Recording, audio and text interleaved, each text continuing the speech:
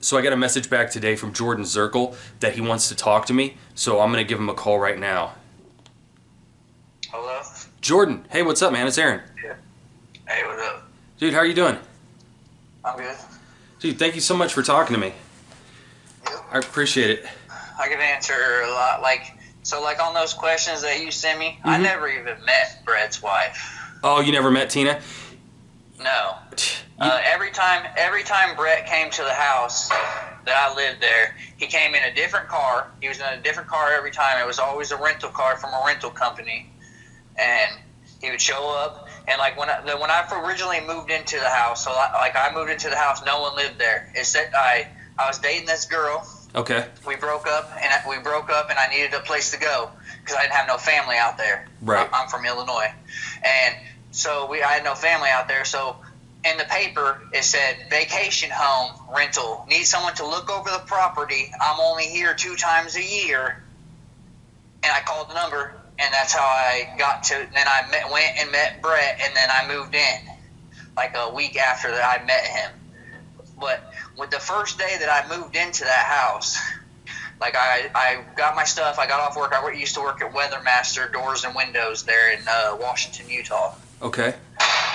And I get to the house, and I literally walk in the front door. There was literally 100 guns in the living room. Oh my God.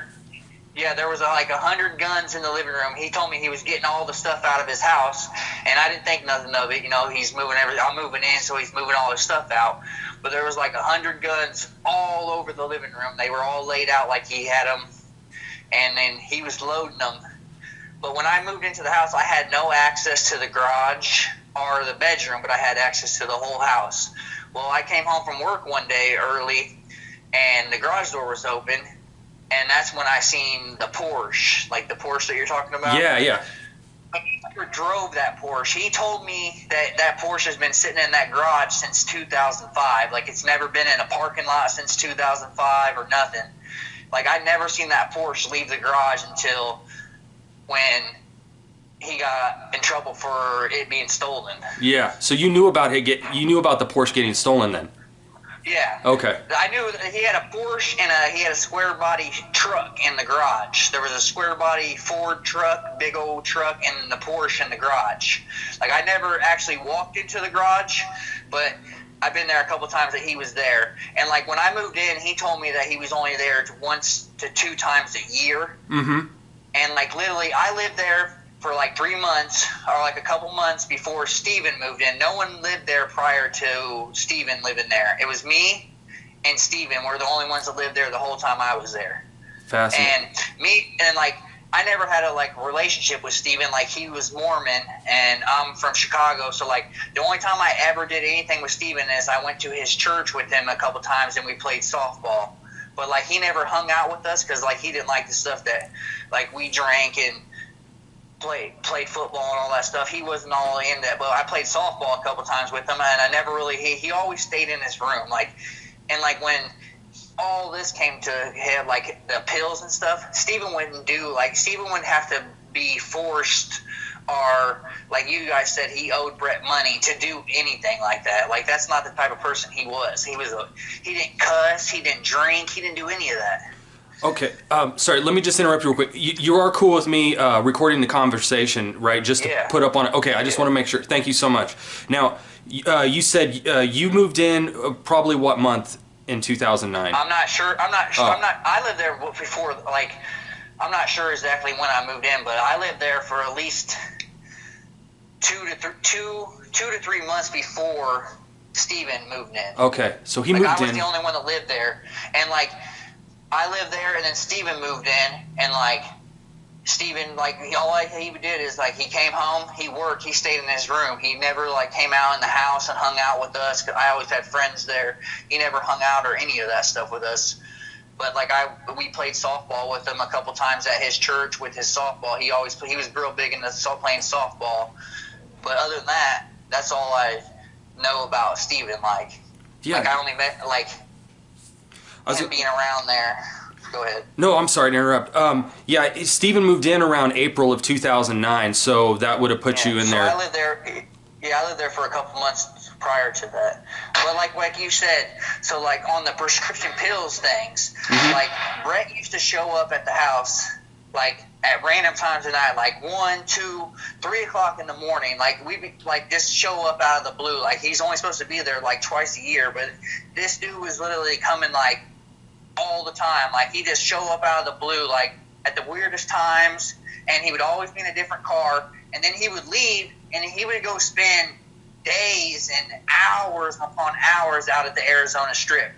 And about the Hummer, okay, so he showed up in a Hummer. He showed up in the Hummer, and he came inside the garage, got a big old bag of stuff, came out, put it in the Hummer, and then he left for like 1 to 2 days. He was gone for like 2 days in the Hummer. I came out the next morning and to go to work.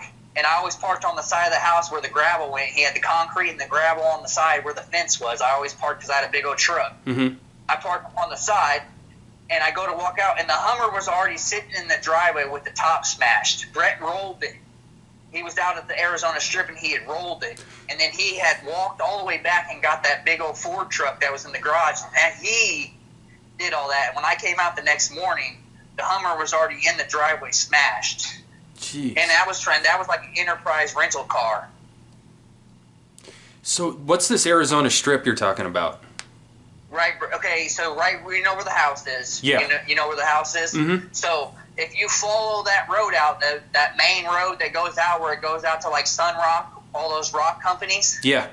Like all the masonry companies out there in the industrial area. If you keep going straight, it turns into the desert. That's the Arizona Strip. So like Brett would go spend days upon days out there, and he would always rent Jeeps, Hummers, all that stuff from rental companies. Like he never brought the family to the house the whole time I lived there. Like I never met any of his kids, his wife, none of that. Wow. And like what I was saying about the pills though, like so Brett used to carry, like those leather shower bags. Like if you travel, you have those little like carry-on travel bags. Yeah. Wow. Okay. Brett used to carry one of those filled with pills, and how I knew it was pills is every time he would walk, you could hear them fucking things in the bottles. Yeah.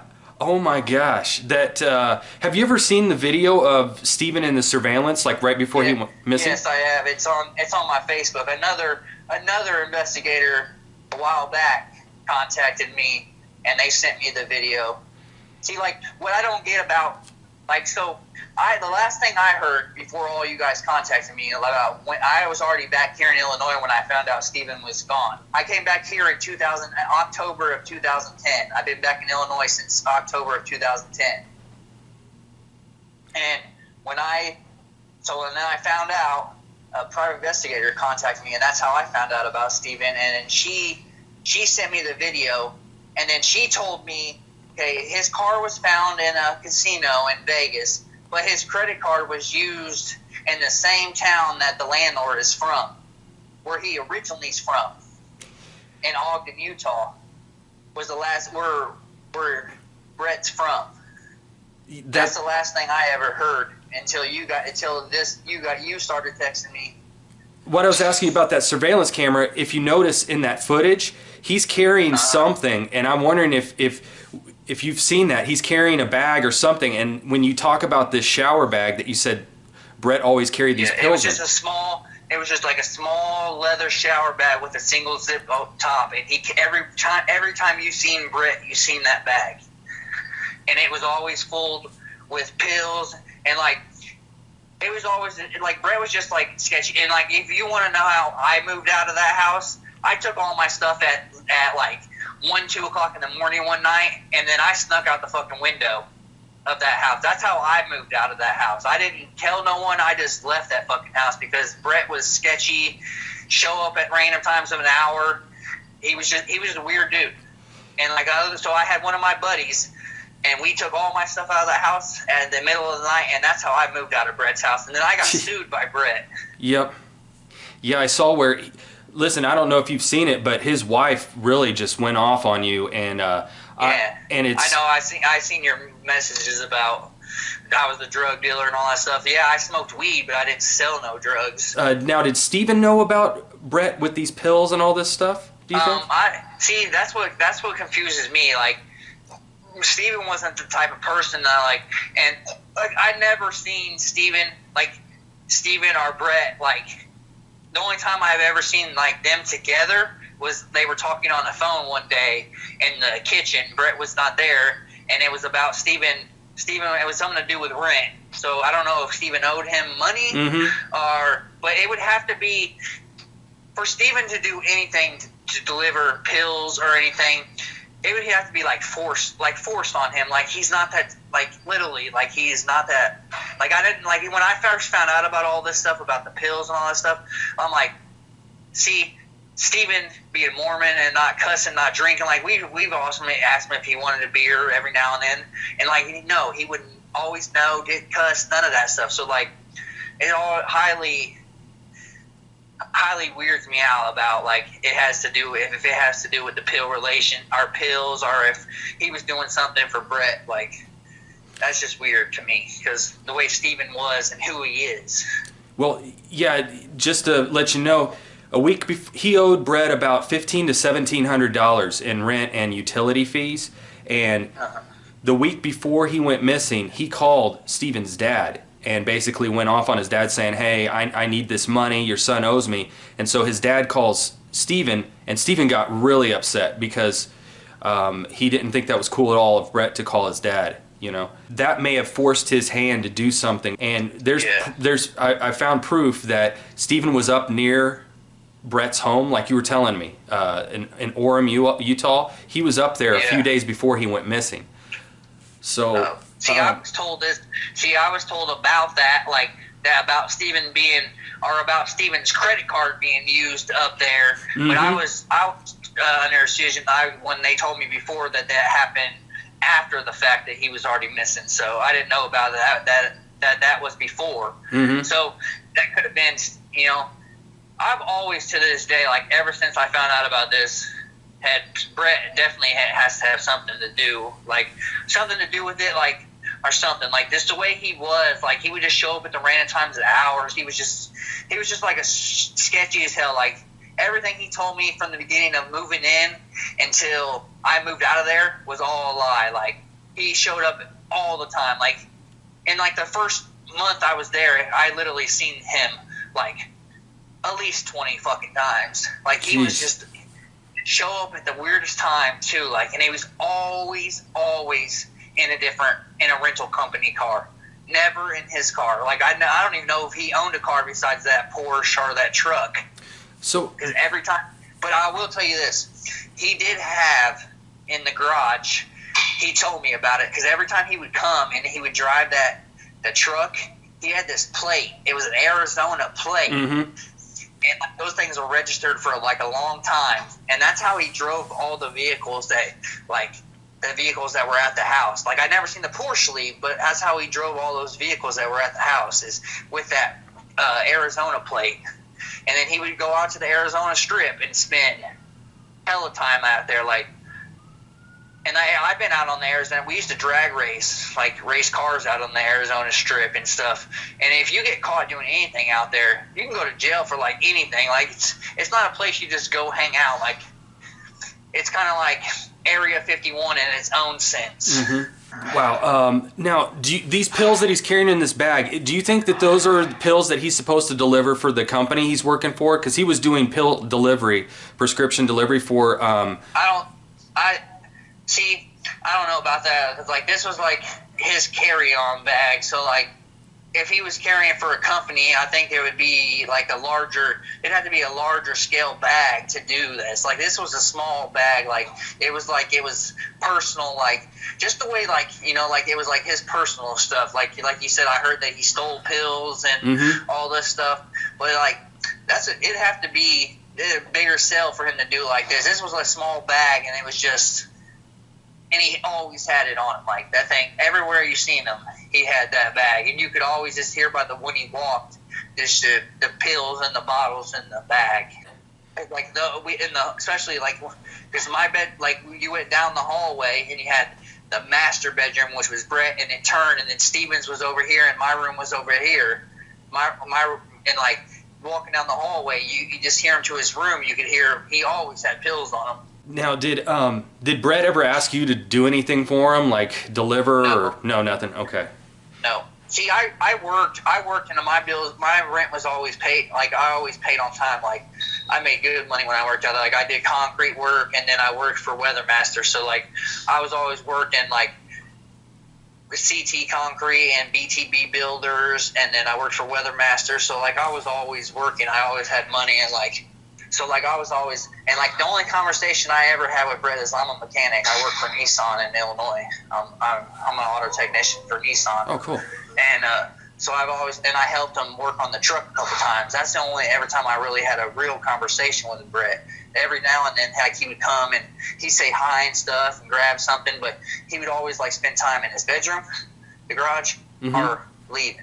But he would just show up, like, weird times. So he was just a weird dude all the way around. That's why, like, I just felt it wasn't like a proper, like, just the way he was, like, he lied, and the way he was, and I just felt like I had to get the hell out of there. So I just took my stuff and I left. And then I met this other girl. I lived out there with my cousin Nick. He still lives out there, Nicholas Miller. I lived out there for a while, and then I came back here in October of 2010. Been here ever since.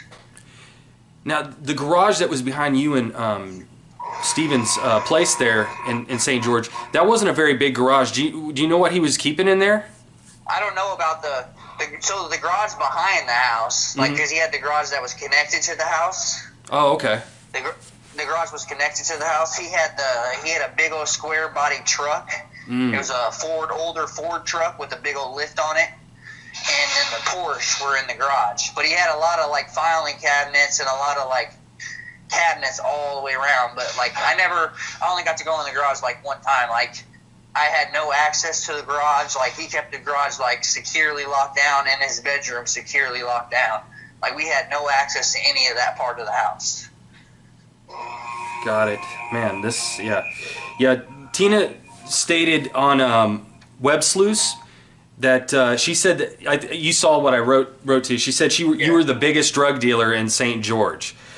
What would you reply to her about that? I mean, that's clearly a crazy comment. I smoked weed, and, like, I was definitely didn't sell, like, or I don't have any relations to anything like that. Like, that's not me. Like, I have nothing on my record. Like, I had nothing. I didn't sell nothing. Right. And then, like, this, when he sued me, like, so he literally sued me because he said my dog destroyed the house. My dog was only there. My dog was only, like, because it literally, you walk in the house and it's got the drop down, like, living room's like down. You walk down the stair or two, and it's like a big old square. Like, you walk down, like, that was the only carpet in the whole house, and my dog was not even there one whole full day, and that's what I got sued for. Because we had got flood damage, and it flooded down there, and he blamed that on my dog. So that's what I got sued for. Now, I sent you those pictures of those two people. I don't know if you got a chance to look at them. Yeah, I never seen any. You've never seen any of those guys. That was. No, Brett always came to the house by himself. Like, I never seen him with anyone else besides himself the whole time I was there. And I really, for like a while, most of the time, like, I didn't actually like. I was there. I worked till 6 or 7 o'clock at night. Came home. And that was about, like, I didn't really spend too much time there, but I'd never seen Brett with anyone else, or did anyone ever come to the house. Like, I never met Tina. I never met any of them, so. Yeah, I talked to them. I just think, like, I just left, like, literally just took my stuff and left, so. Like, it was just the way it was, is, like, I had to get out of there. Yeah. Like, even my friends, some of my friends, like, my friend Lloyd Miller, Dustin, all of them, like, they were sketched out by him, because, like, we would just be, like, chilling in the living room having a good old time, and, like, all of a sudden the door just opens and he's just, like, you know, out of the blue, like, no heads up that he's coming, nothing. Never did he ever give a heads up that he was coming to town. Like, he just showed up. That's crazy. So, like, all of these hundreds of guns that are laying around, like, did he ever explain what that was about, or? know. Like, I just figured, like, the way he explained, like, in the thing, like in his thing, it was a vacation home. Like, I just figured he had, because he kind of, like, when I first met him, he kind of, like, act like he was big time money dude, like, had money out his ass. Like, that's how he portrayed himself when I first met, the first day I met him. Like, so I just figured, hey, he got money, he can afford all this stuff. Like, Utah, most of the people I know in Utah are big hunters or big game hunters, so, like, I figured that's what he was, like, because a lot of the guns were big guns. Like, they weren't no little toy guns. They were some big guns. So, do you think that it would be possible that Brett would say, hey, take this bag of pills, go down to Henderson, and there's a guy there, you're going to meet this guy, and he's going to buy these pills off you? Is that feasible? Is there something you could think that would make more sense? That, like, I would see on my eyes, I could see Steven going up there and doing that, but I don't think Steven knew what he was delivering. Like, I don't think Brett would flat out tell him, like, take these pills. Like, I think Steven just, like, hey, deliver this package. I don't know if Steven actually knew that he was delivering pills, but I could see Brett doing some stuff like that, especially if he's on lockdown and he can't make those runs, because you can get from the Arizona, like, you can go from the Arizona Strip and make it to on the other side of Mesquite, Nevada, and boom, you're right there in Nevada. So I don't know, maybe if that was Brett's run, like, maybe he used the Arizona Strip to get to Henderson, Nevada, or to get to Nevada, to get to these places. Because you can get a lot of places from the Arizona Strip. Yeah, I see, and I could see him doing that. Like, I'm gonna get my rent paid, but I don't see him knowing that he's delivering pills. If he would, like, just the way, like, what I know of Steven, I just don't see him. If you flat out told him, hey, I need you to take these pills, I just don't see that. But, like, I just think it kind of sounds like he's doing his package, like you said, to the wrong people at the wrong time. Like it was kind of like a setup or something. I don't know. The way Brett is, it just kind of feels like that. I always, to this day, just felt that Brett had something or knows more than just the way he is, like the type of person that he totally changed, like a whole flip from the first day I met him of moving in, and it just spiraled. Like, it was just weird. He's just that type of person. Like, he sketches you the fuck out. When he sued me and stuff, like, he did this, like, he knew that I was in Illinois, and, like, I didn't even find out most of it. Like, I didn't get any of the paperwork or subpoenaed or anything. Like, so basically, he went to court without me even mostly knowing, so that he would guarantee he got my suable, because I couldn't be there to defend myself because I was already back here, right? And I didn't even know about the court day. So basically, I got sued, and then boom, he's just a weird dude all the way around, like, totally for real. Yeah, you know, I appreciate you calling, and I'd like to talk more. My camera's about to die, so my phone here. Yeah, so man, yeah, if you think of anything else, or if you come up with any other information or any ideas, yeah, give me a call anytime or give me a message. Okay. And I will do. Okay, thank you so much, man. Thank you. All right, have a good day. Bye.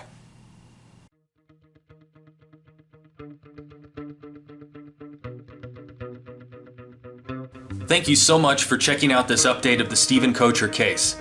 If you have any information on the disappearance of Steven Koecher, please contact me, the Unfound Podcast, or the Henderson Police Department. I am offering a personal reward of $2,000 for any information that would help lead to the discovery of what happened to Steven Koecher. Thanks again for watching, and please subscribe for future updates on my further investigations into the disappearance of Steven Koecher.